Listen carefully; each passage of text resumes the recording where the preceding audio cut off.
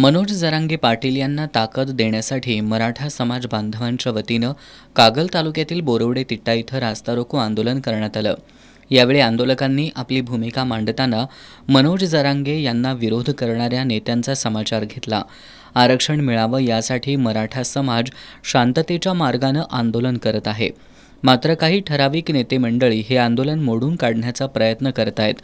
त्यांचा हा प्रयत्न मराठा समाज कदापि यशस्वी होऊ देणार नाही। मंत्री छगन भुजबळ, आमदार गोपीचंद पडळकर, नितेश राणे, गुणरत्न सदावर्ते ही मंडळी आपली किंमत वाढवण्याच्या हेतूनं मराठा आणि ओबीसी समाजामध्ये भांडणं लावण्याचं काम करत असून अशा नेत्यांवर देशद्रोहाचा गुन्हा दाखल करावा अशी मागणीही आंदोलकांनी केली। या आंदोलनात कागल, राधानगरी आणि भुदरगड तालुक्यातील मराठा बांधव सहभागी झाले होते।